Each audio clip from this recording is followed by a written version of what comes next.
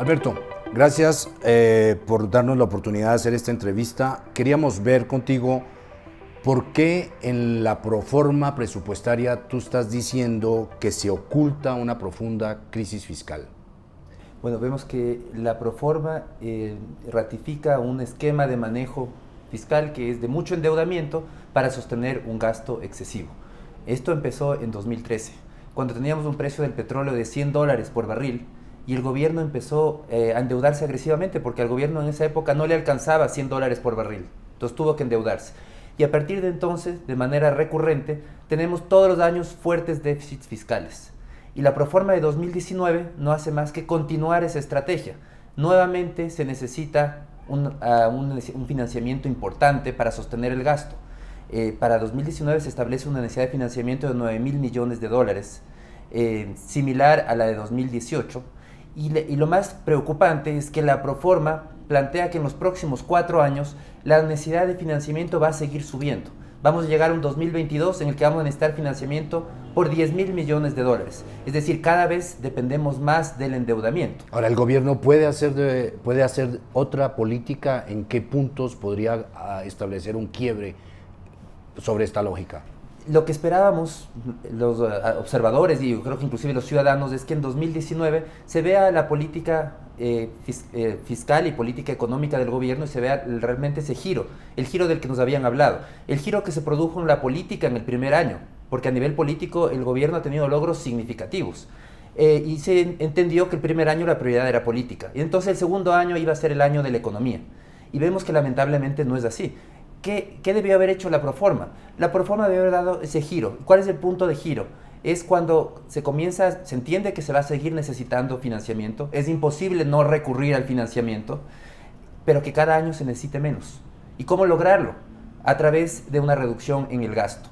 Y vemos que ninguna de las dos cosas suceden. Se depende más del financiamiento año a año, sigue subiendo la necesidad de financiamiento y los gastos tampoco se reducen. Se plantea que en los próximos 4 años el gasto se mantenga estable, mientras que las necesidades de amortización de deudas siguen subiendo. Entonces el resultado es que gasto más amortización sube significativamente en los próximos 4 años. ¿Es verdad que el gasto corriente sube en este presupuesto, en esta proforma de $1.600 millones? Exactamente. Ahora, ¿qué hubieras esperado tú? ¿El recorte por dónde? ¿Por el lado de los subsidios? ¿Por el lado de achicar el Estado? ¿Por el lado de renegociar la deuda? ¿Por dónde esperabas tú que hubiese ese recorte?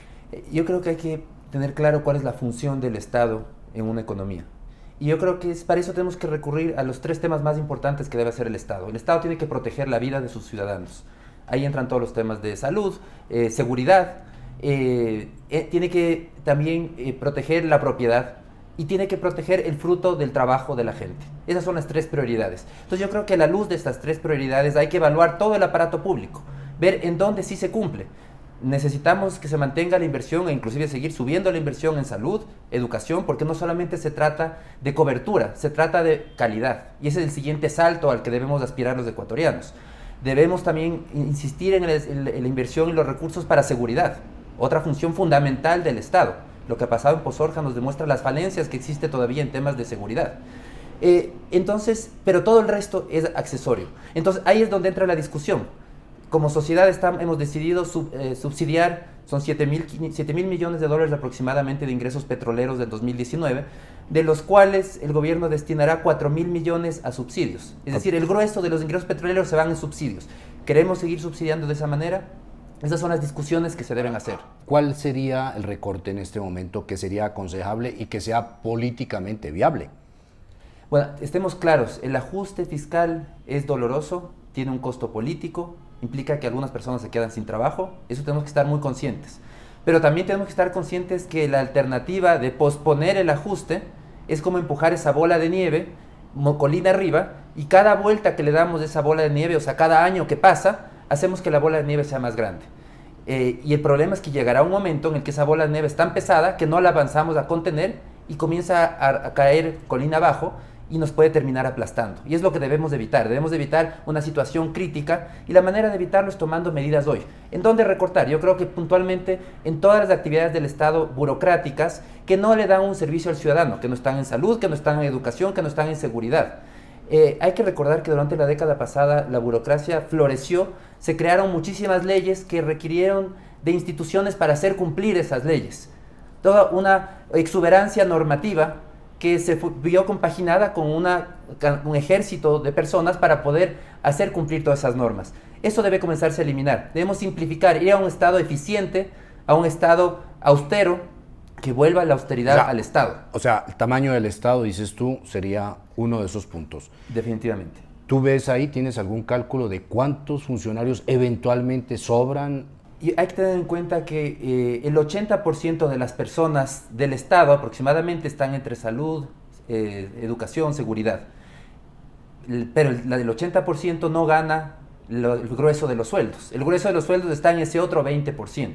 Entonces yo creo que en ese 20% es donde hay que enfocarse para reducir ese tamaño del Estado. Hacer un Estado mucho más plano, con menos jerarquías. Y eso significa también un Estado que gaste menos. Y yo creo que se puede hacer un ahorro importante. Tenemos una nómina de 9.500 millones de dólares por año. Y el gobierno lo que nos plantean, nos dice, sí, entendemos la situación difícil y planteamos reducir 70 millones de dólares. Eso es insuficiente. Yo creo que debería hacerse una reducción en la nómina del Estado mucho más significativa, estar hablando de al menos un 20% en la nómina, o al menos hacer un 10% por año de reducción, pero tener una meta para lo que le queda de gobierno, que esté claro el efecto de la austeridad. Porque el asunto es que hay otros rubros que siguen subiendo en el presupuesto y que van a seguir subiendo, y para eso tenemos que estar preparados. Ya se mencionó el efecto que tuvo, por ejemplo, el 40% de aporte a la seguridad social, también la ley amazónica. Pero hay otro rubro que va a seguir subiendo significativamente y es el pago de intereses. Necesitamos liberar recursos para poder seguir pagando intereses. Para el próximo año se estima que suban en 1.000 millones de dólares. Ahora, ¿de dónde podría venir los otros ingresos? Una parte, reducir el tamaño del Estado. ¿Tú harías algo en subsidios inmediatamente? ¿Es factible? ¿Es posible hacerlo? Es posible y yo creo que son los temas que se debe discutir en el país. Los subsidios, el grueso de los subsidios, según un estudio que lo hizo el MSPEC hace algunos años, el Ministerio Coordinador de la Producción, el grueso de los subsidios va a la población de mayores ingresos. Y eso lo que se requiere en este momento es focalizar, que los subsidios vayan a quien realmente los necesita. Y hay un campo de acción muy grande. Yo creo que es necesario hacerlo porque pensemos que de 7.000 millones de dólares de ingresos estamos destinando 4.000 a subsidiar y que estamos subsidiando además el grueso a quien no lo necesita, es un desperdicio. ¿Cuál es la alternativa aquí? La alternativa es inviable, esa alternativa de no hacer nada, de decir no, sigamos posponiendo o sigamos tarjeteando, porque la estrategia actual es el tarjeteo. Me endeudo, pero hay que recordar aquí a los ciudadanos que las deudas del Estado se pagan vía futuros impuestos. Es decir, los pagamos los ciudadanos, no los pagan los políticos. Y por eso es que es tan importante que el político tenga una visión de largo plazo, que eso es raro encontrar en un político. El político tiene una visión de 4 años. Quiere maximizar sus beneficios. ¿Cuáles son los beneficios de pensar en un político honesto? Es su popularidad. Quiere ser el más popular en 4 años, haciendo la mejor fiesta, poniendo el mejor trago, poniendo la mayor música, botando la casa por la ventana. Pero lo que no se da cuenta el ciudadano es que eso no maximiza el bienestar de los ciudadanos. El bienestar ciudadano se maximiza en el largo plazo. En este punto, el presidente de la República es el que tiene la pelota en su terreno, no el ministro de Economía, finalmente, que es el que ejecuta la política. Definitivamente, esta es una decisión del presidente, porque hay que estar muy claros que estas decisiones económicas tienen implicaciones políticas muy importantes, tienen costos políticos significativos, que deben ser medidos también por el área política del gobierno, para poder tomar medidas y sopesar los riesgos de cada una de las medidas. Entonces, realmente lo que se necesita es voluntad política del presidente, y yo creo que lo que hay que pedir aquí al presidente es una visión de largo plazo. Tú no estás viendo, pero no estás viendo voluntad política. No veo, no, definitivamente el presupuesto que nos presentan es un presupuesto que cada vez depende más del financiamiento. Va a subir la necesidad de financiamiento de 9.000 millones de actuales a 10.000 millones de aquí a 4 años. Es decir, cada vez dependemos más de la deuda, y hay que estar muy claros. El entorno internacional para el financiamiento ha cambiado para mal. Ahora es cada vez más costoso endeudarse en el exterior. Estados Unidos está subiendo sus tasas de interés referenciales. Los capitales se ven atraídos hacia Estados Unidos, ya no quieren ir a mercados emergentes.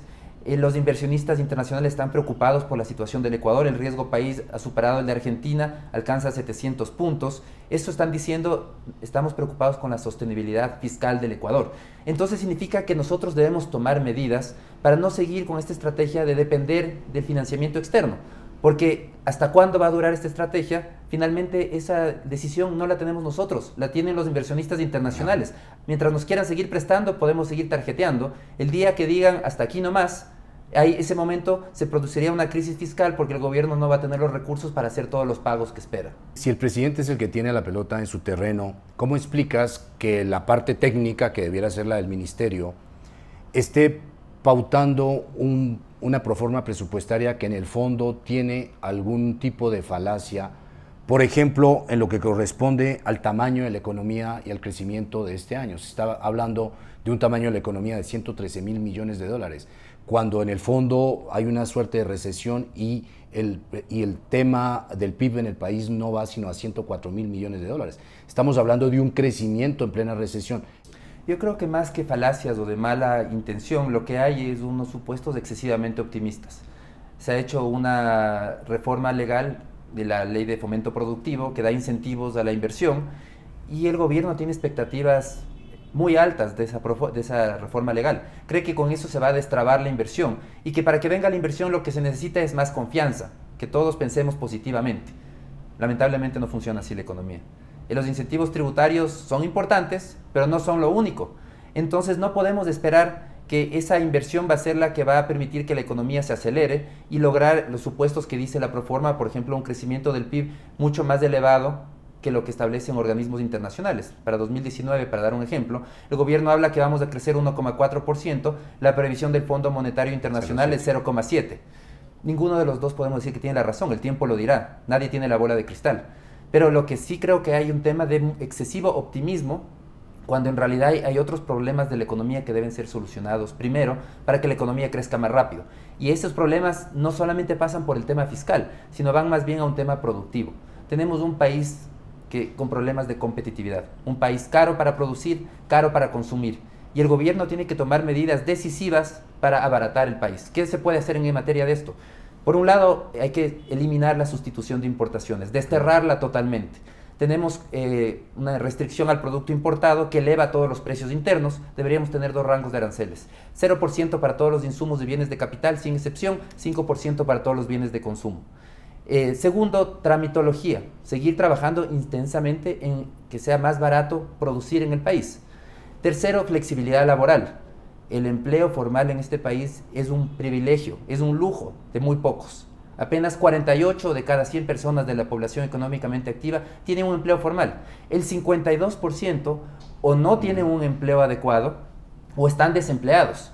Es decir, esas personas no están ganando el salario mínimo, no tienen afiliación a la seguridad social ni trabajan las 40 horas semanales. Entonces hay que trabajar en los temas de competitividad para que el país pueda crecer aceleradamente. Mientras no se corrijan los problemas de competitividad y además tenemos un fisco con unas finanzas insostenibles, no podemos esperar que la economía se acelere, que es lo que finalmente buscamos todos. Mi última pregunta es, en este momento que la proforma está en la Asamblea, ¿qué adecuaciones, qué cambios posibles, factibles, necesarios ves tú? ¿O habría que retirar esa proforma y volverla a enviar? ¿Cuál es tu visión sobre ese particular? Yo creo que la Asamblea tiene la responsabilidad histórica de imprimir ese cambio en el rumbo. No puede ser cómplice de un rumbo que nos está llevando a una situación insostenible. Si mantenemos esta proforma, lo que estamos diciendo es seguiremos tarjeteando hasta mientras se pueda. ¿Y hasta cuándo va a ser eso? No sabemos, serán 5 años más, 10 años más, pero será mientras nos quieran prestar dinero. La deuda seguirá subiendo, como plantea esta proforma, el endeudamiento va a seguir subiendo, la economía va a seguir creciendo de una manera mediocre, están hablando de un crecimiento promedio de 1,4%, que ya de por sí es optimista.